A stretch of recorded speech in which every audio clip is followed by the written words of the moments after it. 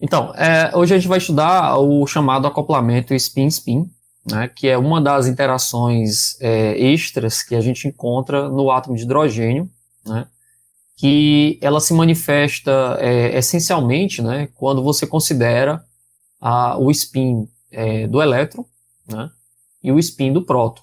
Né. Então, isso aqui é um tipo de interação muito especial que afeta basicamente o estado fundamental, né, do átomo de hidrogênio, certo? A gente tem estudado até agora, né, fazer só uma recapitulação aqui, a correção relativística no átomo de hidrogênio, né, que basicamente desmembra os níveis de energia em função do L. Né. Aí a gente juntou com o acoplamento spin-órbita, né, que desmembra agora os níveis de energia em função de J. Né. E por último a gente estudou a interação Zima. Né. A interação Zima ela é um pouco mais especial porque ela consegue abrir bastante, né, eu diria até 100% da degenerescência, né, dos níveis de energia do átomo de hidrogênio. Se você junta todos os efeitos aí, acoplamento spin-órbita, interação relativística e interação Zima, né, você desmembra bastante toda a degenerescência dos níveis de energia do átomo de hidrogênio. Só que a interação Zima ela depende de um agente externo, né, ela depende de um campo magnético externo. Né? Aqui, no acoplamento spin-spin, não depende de agente externo. O que a gente vai considerar aqui nesse tipo de acoplamento, né, é basicamente que o próton, né, e o elétron no átomo de hidrogênio, certo? Eles possuem, cada um, o seu spin. Né? Então você tem aqui o spin, que a gente vai chamar spin do próton, né? E eu vou ter o spin do elétron. Tá certo?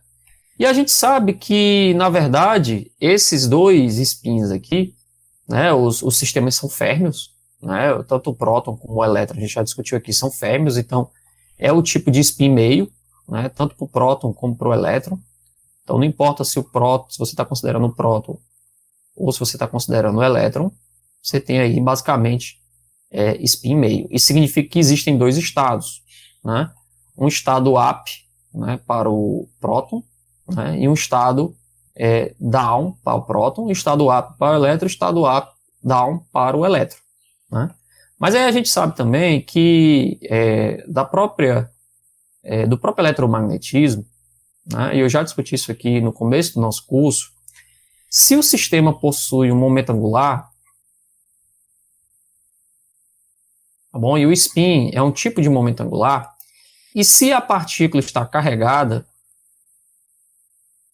né, ou seja, com uma carga diferente de zero, isso aqui vai dar origem ao que a gente chama de momento magnético. Certo? Eu já discuti isso aqui algumas vezes, então, na verdade, existe o momento magnético do próton, que eu vou chamar de μ, né? Ele vai ser proporcional ao spin do próton, né? E a gente vai ter o momento magnético do elétron, que vai ser proporcional ao spin, né, do elétron. Aqui, do elétron. Tá bom? E a gente sabe que a constante de proporcionalidade aqui, que une momento magnético com o spin, tá bom? É dada pela razão giromagnética.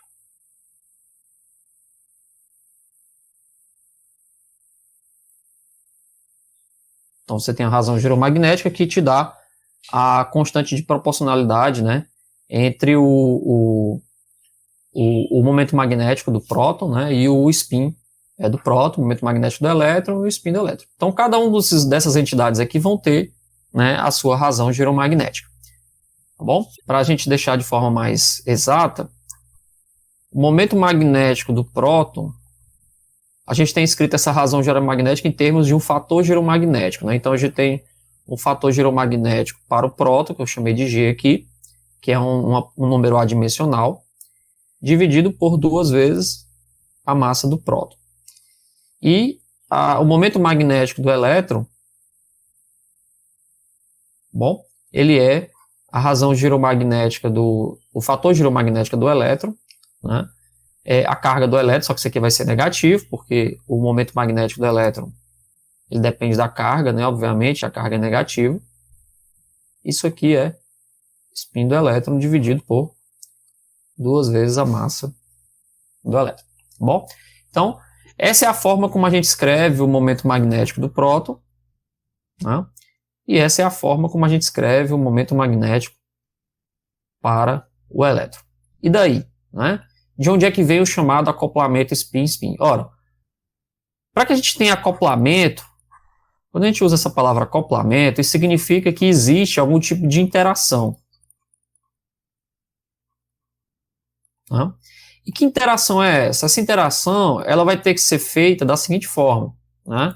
Diferentemente do acoplamento spin-órbita, onde a gente considerou que o próton produz, né, um campo magnético e interage com o spin, né, do elétron, tá bom? E essa interação é dada pelo movimento orbital do elétron, ou seja, com L, né? Então por isso que o nome é acoplamento spin-órbita, porque é uma interação do spin do elétron com o movimento orbital, né, do elétron. E esse movimento orbital do elétron, ele era proporcionado pelo campo magnético produzido pelo próton em movimento no referencial, né, do elétron. Bom, aqui a gente vai considerar agora uma situação mais estática. Eu não vou considerar o momento angular orbital. Eu vou considerar um campo magnético, certo? É um campo magnético produzido pelo próton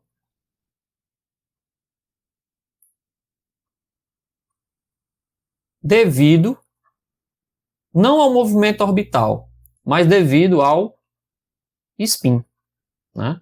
Que é o momento angular intrínseco.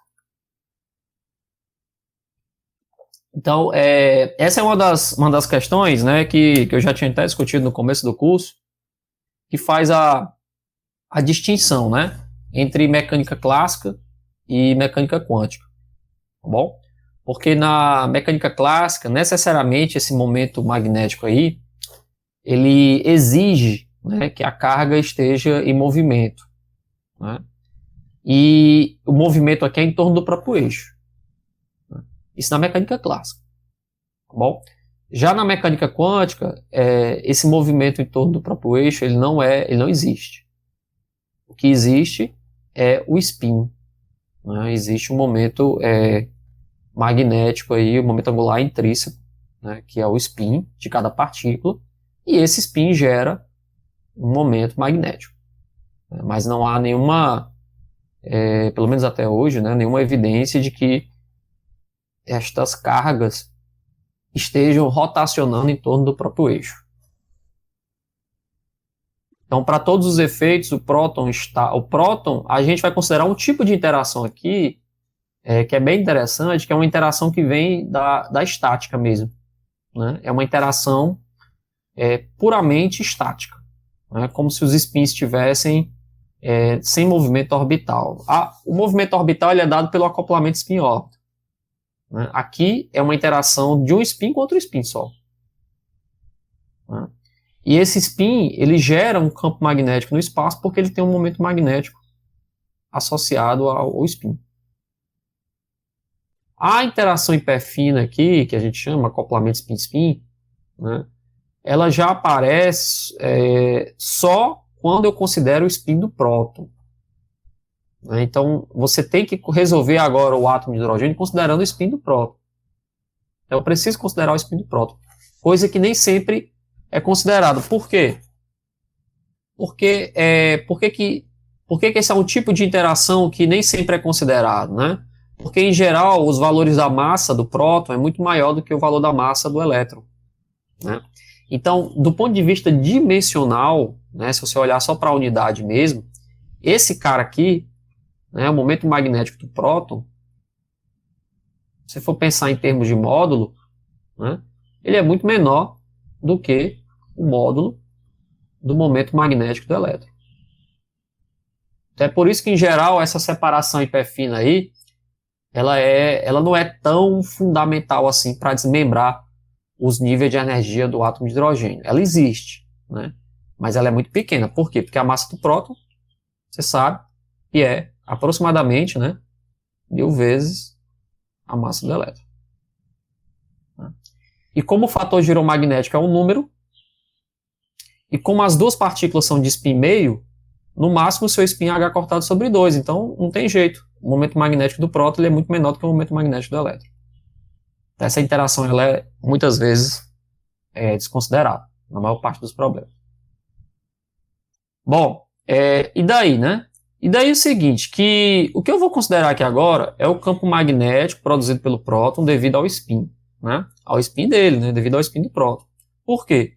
Porque você sabe que qualquer objeto lá na eletrostática, né? Se um objeto tem momento magnético, né? Esse momento magnético ele vai produzir no espaço, né, um campo. Então, ao redor dele aqui vai ter, né, o que a gente chama de campo magnético. Bom, e a forma como esse campo magnético vai interagir com o elétron, com o spin do elétron, a gente sabe como é que é a interação, né? Então, digamos que a gente tem um campo magnético aqui do próton e um spin do elétron. Eu sei construir o Hamiltoniano aqui.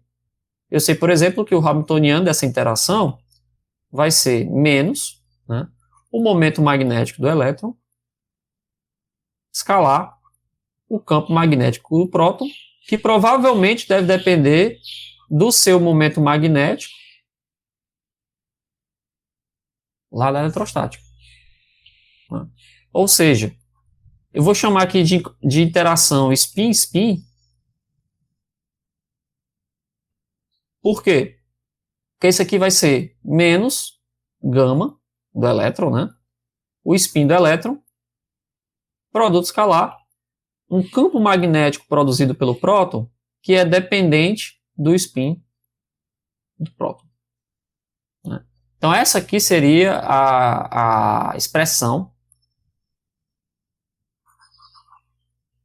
bom, que me dá o acoplamento spin-spin.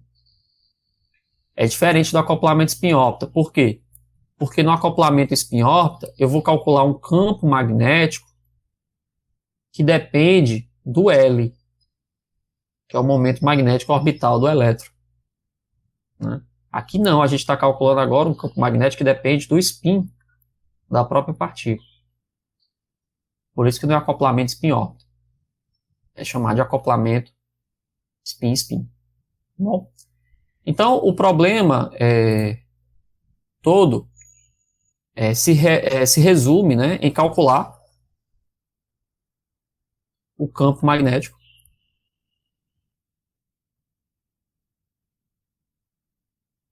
produzido pelo próton devido, né, ao seu momento magnético.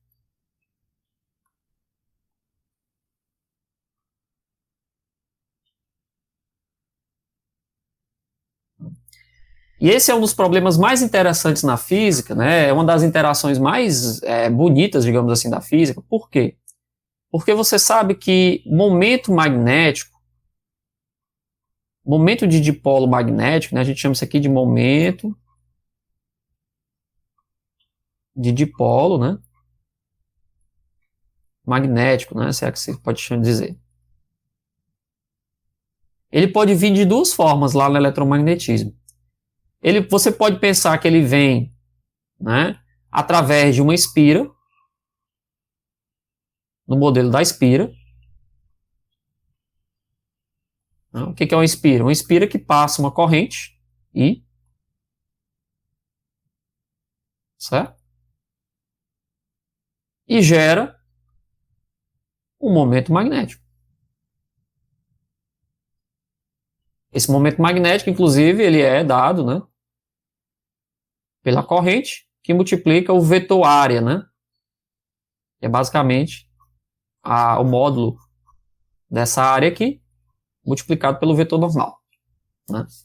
Mas em outra abordagem, mesmo que não seja ainda detectado, né, na natureza, você pode pensar que esse momento de dipolo magnético ele pode ser gerado pela presença, né, de duas cargas magnéticas, digamos assim. Uma carga que eu vou chamar aqui de norte e sul. Então existe uma carga magnética, digamos, positiva, né, e uma carga magnética negativa. Isso é um modelo, certo? Só um modelo. Não quer dizer que seja assim, não. Tudo bem? Então, nesse modelo aí, como é que ficaria as linhas de campo, né? Vamos discutir aqui um pouquinho isso aí. Como é que ficariam as linhas de campo nesses dois modelos, né? Se você tiver o modelo da Spira, só para a gente ver aqui como é que fica o campo, né?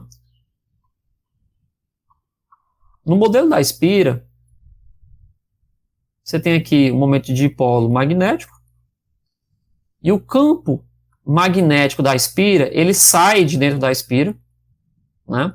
E faz esse movimento aqui. Né? Você estuda lá em Física 3 que o campo que sai da Spira, né, ele faz esse tipo de movimento aqui. Ele volta aqui com essa direção, entra na direção contrária ao momento magnético da Spira e sai, né, na mesma direção do momento magnético da Spira. Então ele faz esse tipo de movimento aqui. Tá bom? Então ele meio que sai de dentro da Spira, na direção do mesmo Mi, e ele entra aqui nessa direção também. Bom, esse é um campo, esse seria um campo produzido por uma corrente, né, que passa aqui nessa direção, né? No caso da carga magnética, se existisse de fato a carga magnética, né, perceba que o campo magnético ele teria uma direção contrária. Por quê? Porque em geral o campo é produzido, né, saindo da carga positiva e entrando na carga negativa. Então ele teria essa direção aqui, ó.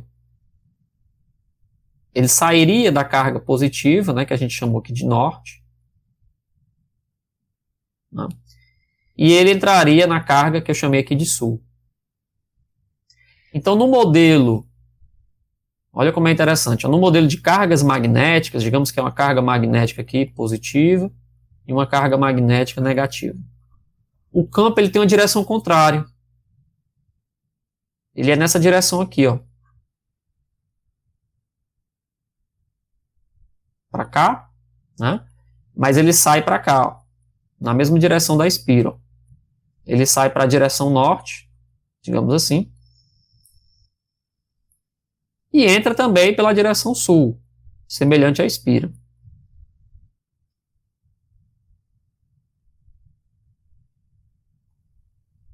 Né? Se existisse cargas magnéticas, o campo de um dipolo magnético seria assim. Como a gente sabe que não existe carga magnética, provavelmente esse modelo aqui, ele pelo menos não é experimentalmente detectável. Mas você pode imaginar que o momento magnético do spin do próton, né, ele pode ser originário de duas formas, ou através do modelo de Spira, ou do chamado da existência, né, digamos, de dipolos, né, dipolo magnético, com a presença de monopolos, né, bom, construído através de monopolos. Então perceba que longe da Spira, o campo ele tem a mesma direção, tá tudo correto aqui, ó. Aqui é negativo, né? Aqui é negativo, longe do centro, né? Digamos assim. Aqui é negativo, aqui é negativo. Só que tem um porém. No modelo da Spira, no centro da Spira, tá certo? O campo magnético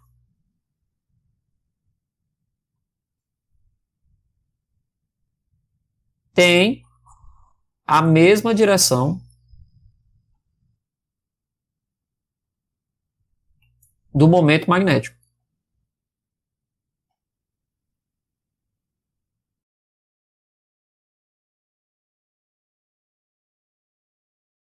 Aqui a gente está considerando o modelo semelhante ao caso eletrostático, né?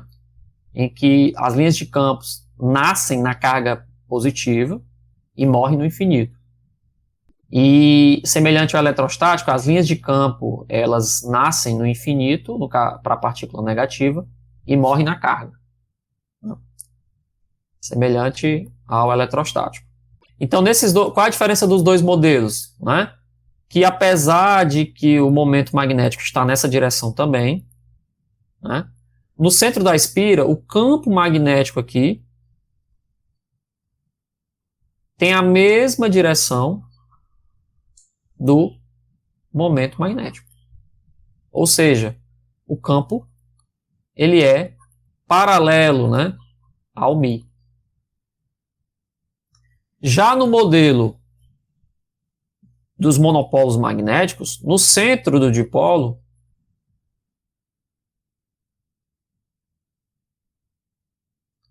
o campo magnético tem direção contrária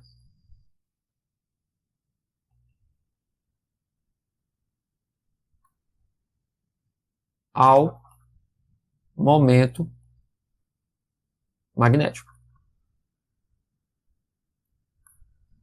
Certo? Então, aqui, ó, perceba o seguinte, o campo magnético nessa situação, ele tem direção contrária ao momento magnético do dipolo. Ou seja, aqui nesse caso, o B é antiparalelo, né, ao μ. E por que isso aqui é tão importante? Esse campo no centro do dipolo é tão importante? Porque a gente vai ver que quando a gente for calcular o campo, né, porque a gente precisa calcular o campo magnético produzido por um próton devido ao seu momento magnético. Quando a gente for calcular o campo, tá bom? Para R muito grande, né, o R tendendo aí a infinito, né, ou melhor, o R muito maior do que as dimensões do dipolo, a gente vai ver que esse campo ele é igual. Né? O campo produzido por um dipolo vai ser equivalente ao campo produzido pela espira. Ele é igual lá do eletromagnetismo. Não importa se você está tratando de dipolo provenientes de monopolos magnéticos, né? Ou vindo de espira. Né? O campo fora, tanto da espira como do dipolo, o campo para longas distâncias, ou seja, para R muito maior do que as dimensões, tanto do dipolo como da espira, ele é equivalente. Né? Entretanto, o B, para R tendendo a zero, né? Ou seja, um R aqui das dimensões da espira, ou menor do que as dimensões que a espira, vou colocar aqui menor para facilitar, porque é no centro. O grande problema aqui é no centro. Né? O B do dipolo é totalmente diferente do B da espira. Então, rigorosamente, para eu construir uma expressão que seja válida tanto para um modelo como para o outro, né, eu vou ter um valor de B que depende do seu μ, né, diferente. Eu vou ter um valor de B que é no modelo da espira, né, e eu vou ter um valor que vai ser diferente no modelo de dipolo. Principalmente quando o R tender a zero, né, que é no centro. Isso é importante. Né? Por que vai ser tão importante? Porque o fato dele ser positivo ou negativo vai determinar, como a gente vai ver depois, quem é o estado fundamental e quem é o estado excitado. Por quê? Porque no átomo de hidrogênio, o orbital 1s, por exemplo, né, ele é degenerado. Você sabe que tem aqui dois estados.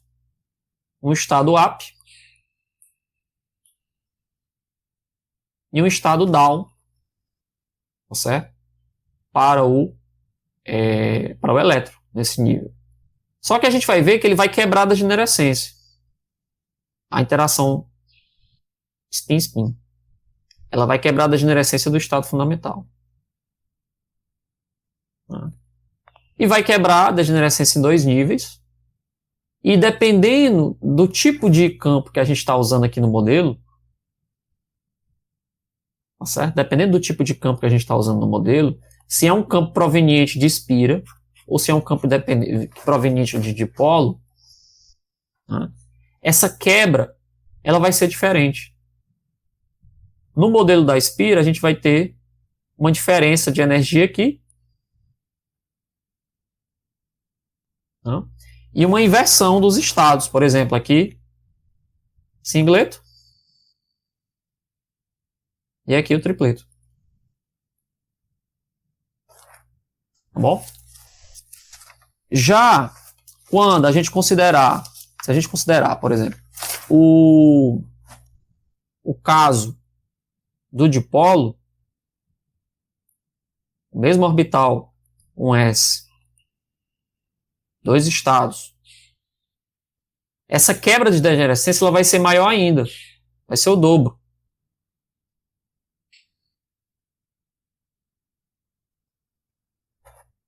Certo? Desculpa, vai ser a metade, né? Vai produzir uma radiação de frequência menor, de comprimento de onda menor.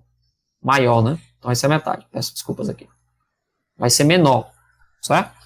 Então essa quebra de degenerescência aqui vai ser menor. Vai dar metade.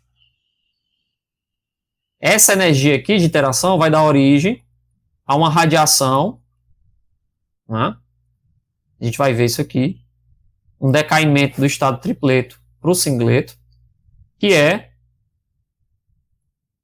HC sobre lambda, né? E esse lambda aqui, a gente vai encontrar que é 21 centímetros. Nesse modelo, né, de espira. Bom, no modelo de dipolo, considerando o dipolo magnético, primeiro a gente vai encontrar que o singleto agora é um estado excitado e o tripleto é o estado fundamental nesse problema. E a transição aqui do singleto para o tripleto vai envolver um ΔE menor, né, obviamente. E esse ΔE menor, que é HC sobre lambda', esse lambda' aqui é 42 centímetros, é o dobro. Né? A gente vai ver que esse vai ser o resultado final, dependendo do tipo de modelo que a gente encontrar. Então, se eu quiser calcular o campo do dipolo magnético proveniente de uma espira, bom, ou proveniente de dipolo, considerando a presença de monopolos, né, ou seja, a presença de monopolos aqui, eu vou encontrar 2 tipos de radiação. Uma radiação que é 21 centímetros e outra radiação que é 42 centímetros. A grande questão aqui, que eu vou adiantar para vocês, só para dar um pouco de curiosidade aqui, né, é que se detecta, na verdade, a de 21 centímetros. Você detecta a presença dessa radiação aqui, né, nas linhas de emissão do hidrogênio. E você não detecta essa radiação aqui de 42 centímetros. Isso é um indicativo, né? Isso o pessoal lá da radioastronomia que capta radiação proveniente do universo, porque você sabe que o universo ele é dominado por hidrogênio. É o elemento mais abundante no universo, é o hidrogênio, né? No espaço, digamos assim.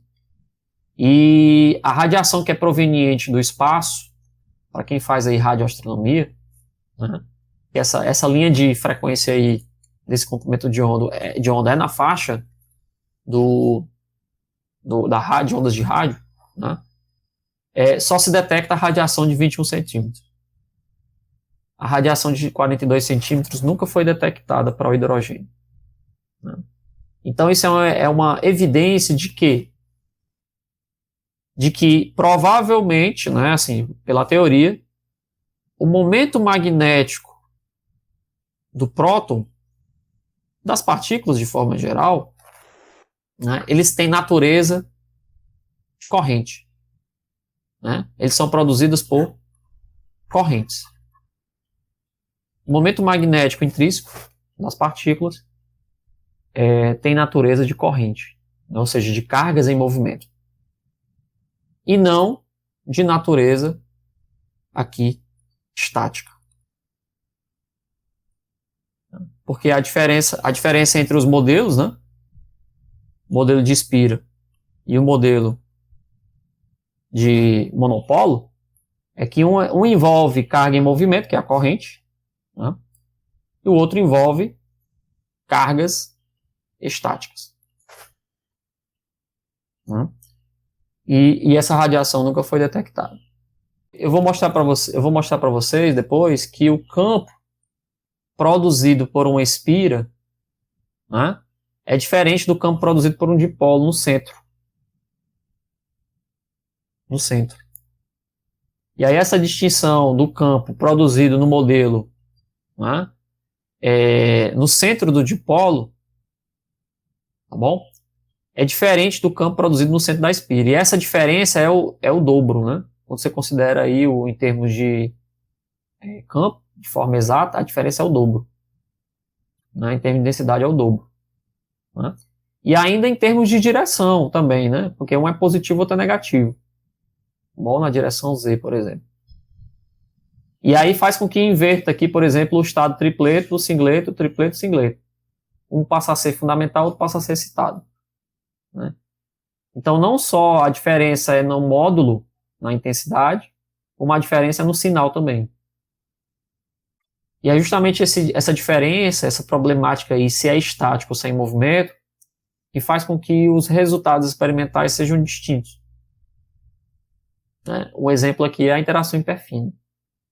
Tá bom? Esse é um dos exemplos mais bonitos, digamos assim, né, que você detecta experimentalmente e de evidência de que a origem do spin